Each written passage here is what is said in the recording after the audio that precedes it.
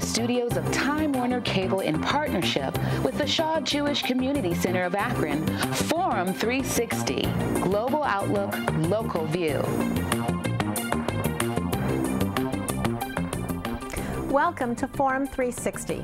I'm Leslie Ungar, your host today on Neon, your Northeast Ohio network. We as a country were first introduced to this disease as mad cow. But mad cow is the disease of the cow, not the person. CJD, Creutzfeldt-Jakob disease, is the terminal human disease. Not only is there no cure, there are few answers. Affecting a small number of people, this disease has a big footprint on our national and international security. Although the disease touches people on every corner of the earth, the foundation is headquartered here in Akron, Ohio. When Abraham Lincoln met Harriet Beecher Stowe, who wrote Uncle Tom's Cabin, he said to her, "So you are the little woman who started the Civil War." Well, when you meet Florence Kranitz, president of CJD, you will say, "So you are the petite woman who has made such a huge international footprint." I want to welcome Florence Kranitz, an amazing woman with an amazing story for all of us. Thank you, Leslie. And if nothing else, I should go down in history as being the only person that ever compared you to Harriet Beecher Stowe. I wondered how you were going to bring that in. And well, I see that. That always struck me from the first time I met you as this very petite woman, how you have made such a huge imprint all over the world. Thank you. So you and Harriet Beecher Stowe have a lot in common. First, Florence, help us understand, what is CJD? Well, Creutzfeldt-Jakob disease is a brain disease, and it's we are all made up of proteins, and this happens when, for some reason, in very few people, a protein goes awry, and it starts to behave almost like a malignancy. It's not cancer, it's not related to cancer, but it does affect other proteins, so that as it goes on, the brain becomes engrossed in all of this mutation, and the body behaves according to how the brain is being affected. Now, do we know why this happens? Do we know why some people get CJD? It's a good question. 85% of our cases worldwide, when I talk about statistics, these are worldwide, 85% of the cases are sporadic, meaning we simply don't know. It usually affects older adults, 55 and over. But there is a form of this that is acquired from eating contaminated beef. There have been about 211 cases in the world, none endemic to the United States. Mostly young people, the median age is 28. Now, let me ask you, when you say 200 and some, I imagine that there are some people in our listening or our viewing audience that say, well, 200 and some, gee, that's too bad, but it's such a small number compared to heart disease and cancer. Why should we pay attention to it?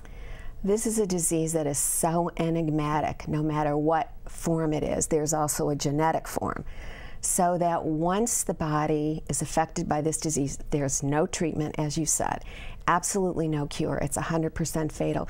And because we really don't understand it, we don't know how it's going to mutate in future years.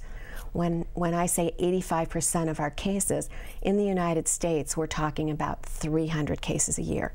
Our population's 300 million. When you talk about 200 and some cases in the United Kingdom, their population is so much smaller. And because it affected children, anything that affects children, and it's 100% fatal. Once a child was diagnosed with this disease, there was no way that they could have been treated. Well, now, let me ask you, I remember when I was a little girl, the polio vaccine was invented, and I can still remember as a little kid, you know, kind of like the excitement about it, and then you got the vaccine at school. I can remember when AIDS was a death sentence, and now it seems like it's really just an inconvenience, but it's not a death sentence. So, you know, is there a way or time that you can look forward to there being either some kind of treatment, if not a cure, for this disease? Well, unfortunately, there have been a couple of treatments which have extended life. There's one being used now in a clinical trial in Italy, and it's doxycycline. It's an antibiotic. You don't have to be in a clinical trial to use it. It extends life. However, this is such a devastating disease. Well, does it just extend a poor quality of life? Yes. It doesn't stop the symptoms. It extends life. So when we talk about the symptoms and how this disease progresses, it robs people of their humanity and their dignity. So and this is a deep sadness for the people that are conducting the clinical trial. We wish, all of us, that there was something that would extend the quality of life. Now, as I said in the introduction, this is something that affects people all over the world. Correct. So does that mean that there are scientists all over the world that are looking at it? Not just Americans, Oh, yes. that doctors, scientists that are looking at this and working on it? Most of our researchers are from different parts of the world. I've been fortunate enough to attend the international conference every year of scientists, and we have a patient alliance of organizations around the world that was formed in Washington, D.C. during our conference in 2004.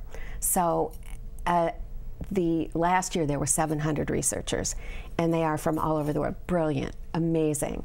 You know, I know we're getting closer, we're just not there yet. And every year we seem to be inching more towards, one of the biggest problems is early diagnosis. Because this disease is so difficult to diagnose and it's so rare, many neurologists may have studied it for 10 minutes in medical school. I've never seen a case and don't recognize it. Well, what would happen if they were able to diagnose it early? What difference would that make? Well, if we can get a treatment, what I'm saying is, you know, developing treatments is great, but unless you get early diagnostics, you're extending the quality of a of a life that's very impaired. So again, that was a good question. Now, this weekend I met a gentleman that was here in Akron from Paris that was doing some work for one of the companies. I found, although he spoke English, I found him very difficult to understand. But he did IT work, and I imagine that they all speak kind of the same language in IT. So, right. You know, he could probably do just fine in speaking IT. You have scientists all over the world. Do they speak the same scientific language? English is the language of the conferences. And so sometimes it's not very understandable because their accent is heavy or they don't speak English very well. But their papers are all written in English. And I think for a layperson, I understand as much as I possibly can about the work that they're doing. So I get the overview or the picture. And so when they get up to speak, you have to kind of sometimes wait for the conclusion because that's where you get the key. But they're brilliant minds. Well, I was going to say, aside from understanding their accent, are they talking about things on a whole different plane? Yes. Than what we can understand? Yes. I went to a lecture in Cleveland a few years ago by Dr. Stanley Prusiner, who won the Nobel Prize for identifying the word prion, or protein, to find the way that this disease replicates. And he started speaking perfect English. I totally understood him. He's from California. Midway through, I realized, I don't know what this man is talking about. I can understand him, but I don't know what he's talking about. At the conclusion, I sort of got it. He pulled it together, but it's a very complicated scientific process. So, as I said in the introduction, we've heard the word mad cow, but I don't think that most of us have heard Creutzfeldt-Jakob disease very, very often. What would you want someone out there that may be hearing that for the first time, what would you want them to know about this disease? Well, first of all, mad cow disease, as you said, happens in cows. This is not the disease that happens in animals. Unfortunately, there's also another disease, chronic wasting disease, which is, we're watching to hope that doesn't mutate. That's a disease of deer and elk. But it was shocking to find that this disease could cross the species barrier. which is what had happened in the UK. They didn't recognize it and where it was coming from, and they were feeding it to school children in their lunches. So the horror of what happened to children, and then some adults, we've had 5 cases where it was passed through blood, through contaminated blood, before the patients were symptomatic. So knowing that this is fatal, knowing that once this happens, there's no stopping it, the horror of this disease kind of stops everyone in their tracks, and they hear mad cow. I find, as a patient family advocate, sometimes I even have to make that analogy, because when I say Creutzfeldt-Jakob disease, it sounds like, you know, something that just doesn't relate to anything anyone would ever know. Now, before we go down your personal journey, you're a foundation. There isn't a cure right now, so you exist to give information. Is that correct? That what you can, you know, your kind of currency with people that are touched in some way is information. So is that why you exist the most, to be able to give information to people that are searching for answers? Another really good question. Basically, yes, that's the bottom line. But it's very difficult to get, once you've had a diagnosis, usually across the board, neurologists can do nothing, doctors can do nothing. So as human beings, they kind of step back, and families don't know what to do. They're twisting in the wind. And the only way that you can categorically diagnose this disease is, sadly, through autopsy, brain tissue. It's brain only. And so part of the sad job that we have is to explain this to families. And I have to tell you, I've been doing this for a lot of years. I think we're sensitive enough to be able to sense when a family's ready to hear that. And it's important that they know that this is an option. They don't have to take it. There's no right or wrong decision. But once a patient has passed away, that's your opportunity to know the answers. To really know. Is gone. So that's part of our job. You're located here, but you get calls. You have a helpline or an information line. So do you get calls from just the United States, or do you get calls from all over? No, we get calls from everywhere. One night, and I take my turn on getting the helpline calls too. One night I picked up the phone, and this young woman was calling from China, speaking English beautifully, clear as about. That's when we realized that this is an international helpline.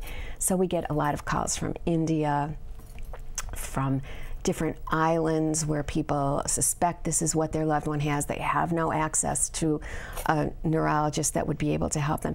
We make referrals to neurologists all over the world. I just had 2 last week to Argentina, Buenos Aires. So we have a list of resources of neurologists who are familiar with this disease. So when people call, they are calling for information. They want some kind of information to kind of get through this maze that there appears not to be a lot of answers for. And it's very interesting how, if you talk to someone who hears what you have to ask, listens to what you have to say, like you, and can give you answers or knows where to get the answers, there is something inside of the human spirit that opens up to that. As dark a journey as our families are taking, once they reach out and we can hold their hand, we're lighting this path, we're walking with them, and there's such a, you can hear it in their voices. Even though you can't give them good news, but you're giving them information, which is lighting their path. Right.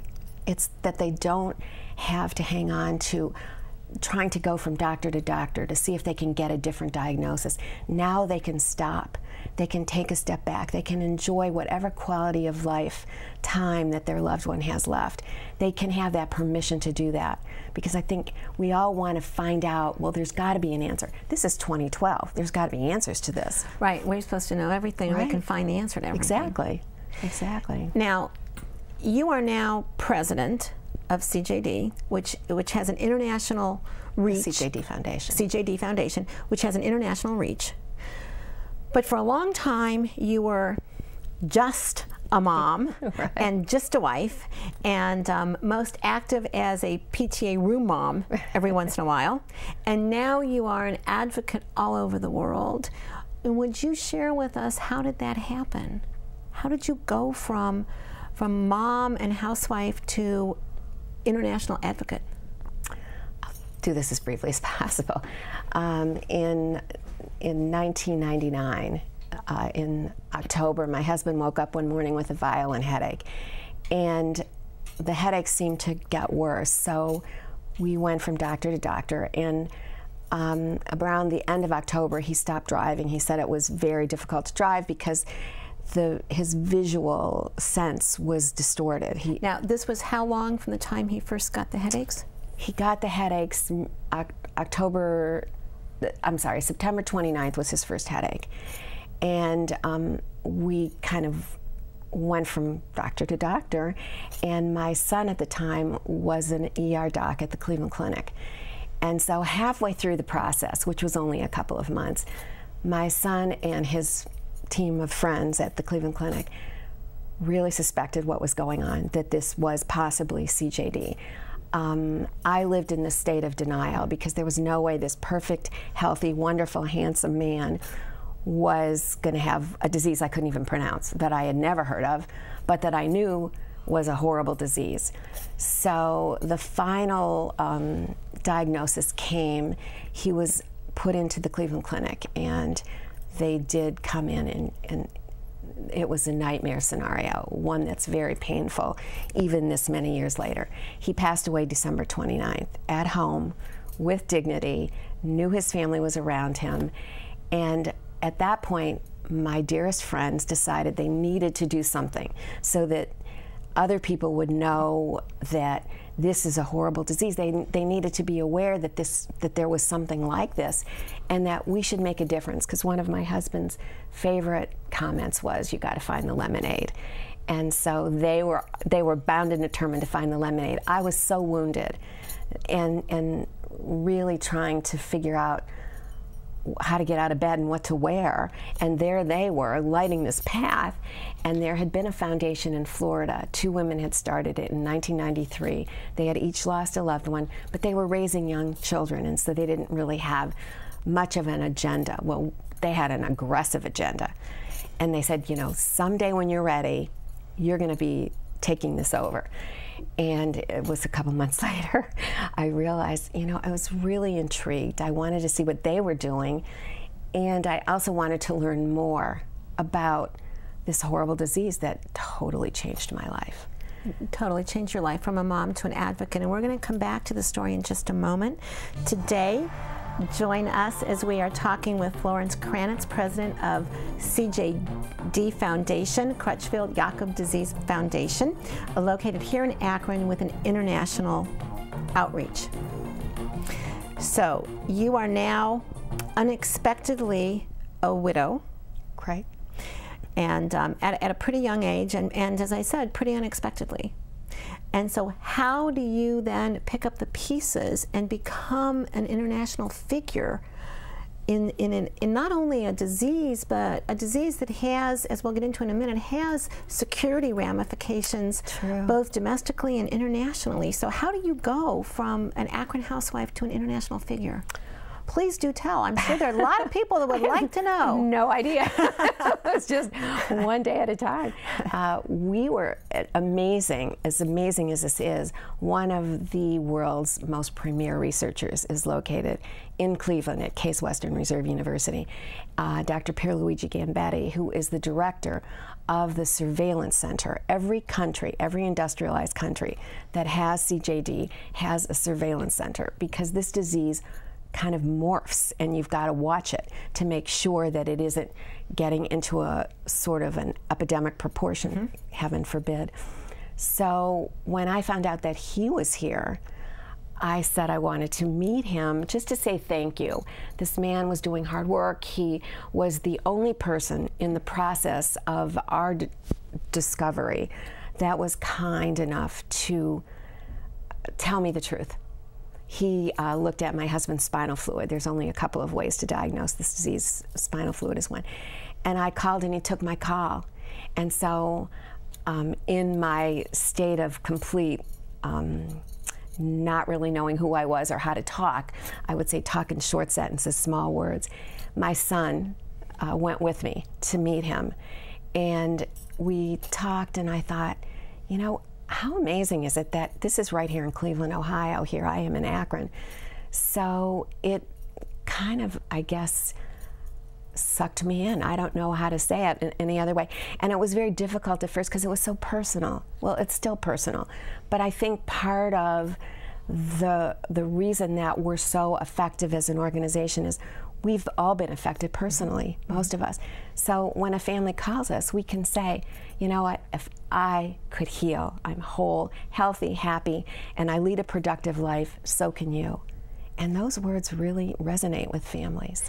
Now, is that a message that you share? You speak to groups all over the world. You spoke, was it in a Ferrari plant? Yes. In Italy?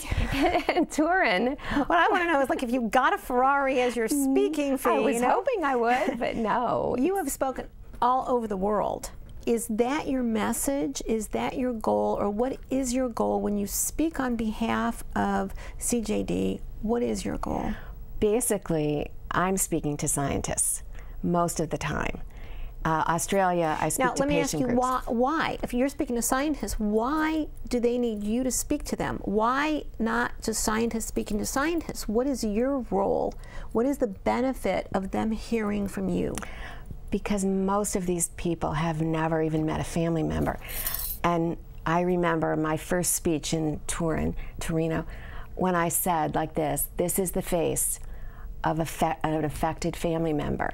It's not socioeconomic. It doesn't have anything to do with where you live or who you are or how educated you are. It affects everyone. There was a gasp. I mean, honestly, I didn't ever expect to have that kind of a reaction coming back. They just never looked at this as a disease that translates out of the laboratory. I mean, certainly some of them were clinicians.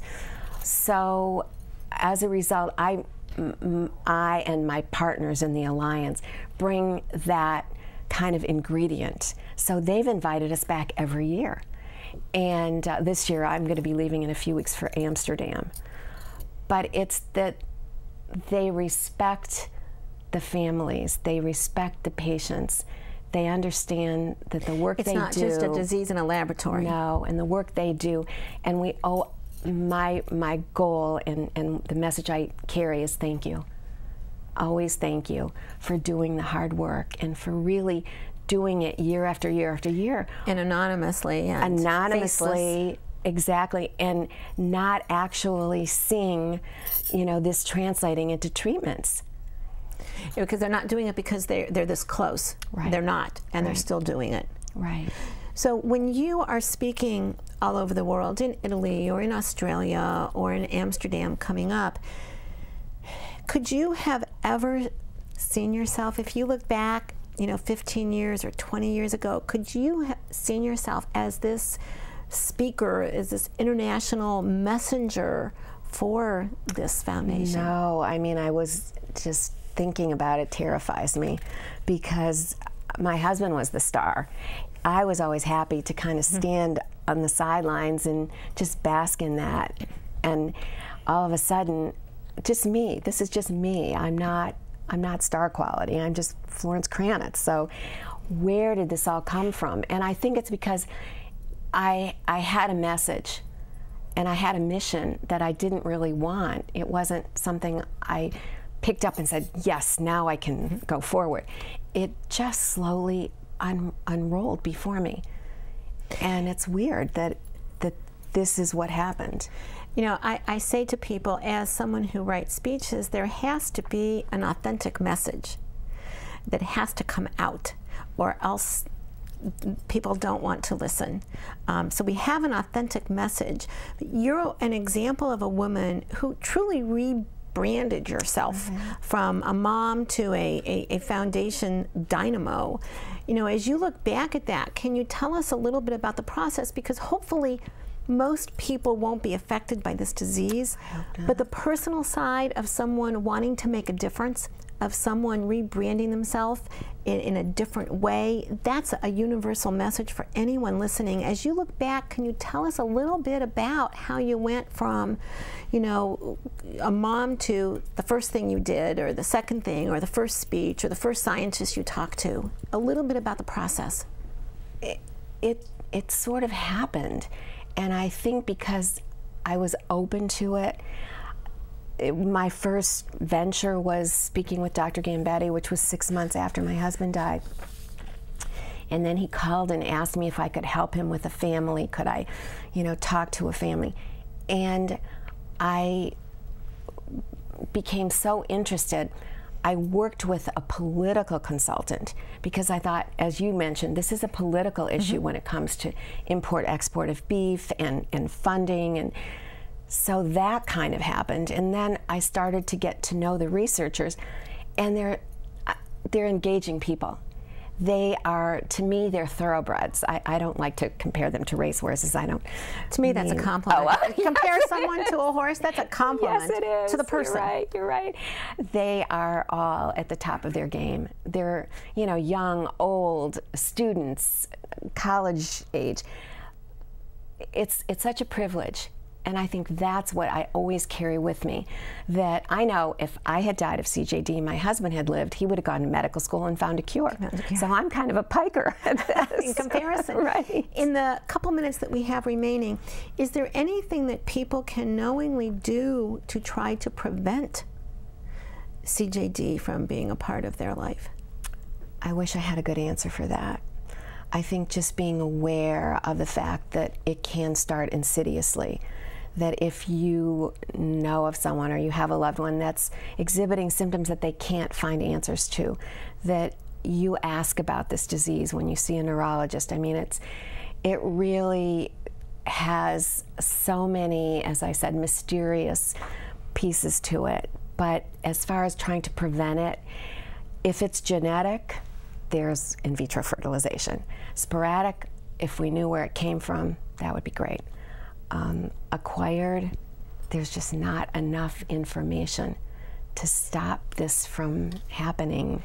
Now, let me ask you, you go to the Hill quite often. You go to talk to legislatures, congressmen, senators, imagine whomever, you will listen and you can get an audience with. Just there on Friday. And this is a nonpartisan issue. It doesn't choose Republicans, Democrats, or independents. It does not. But in this climate of so many people, wanting to cut budgets, how does that affect what money is, if any, is given? Do you get money from the government, and does that affect what money that you get? We fight for money for surveillance, not for us. We are fortunate. We have a grant. We were given a very nice grant from the Centers for Disease Control because we do help with surveillance. But the fact that this does affect, because of our export of cattle, the human surveillance has to be good because the animal surveillance is not. Let me ask you two last questions, and I'm going to ask for 1 or 2 word answers. What is the favorite part of what you do in 1 or 2 words? People, just connecting with people. And what is the hardest part about what you do? About the same answer, having to tell families the truth. And my third question, in 1 or 2 words, don't you get tired? Don't you, Florence, get tired of carrying this banner? I have help. It's not just me alone. And as long as I'm strong enough and can do this work and can keep up with it, no, I really don't get tired. When I do get tired, if I talk to a family, I'm so energized by their being helped. So it sounds strange, I'm sure, but that's really the truth. That's the honest answer. I do believe that. When I was little, the cure for polio was invented, as I mentioned, and many of us can remember when AIDS was a death sentence, and now it seems to be a minor inconvenience. We have cancer and CJD that seem to have no cure in sight. We've learned today that in the absence of a cure, information is a gift to families struggling with CJD, and information is a gift that the CJD Foundation can give. Our guest today has been Florence Kranitz, president of CJD Foundation, who has committed the last decade to giving people the gift of information. From a PTA mom room mother to a respected voice all over the world. Thank you for joining us on Forum 360. I'm Leslie Ungar on Neon, your Northeast Ohio network.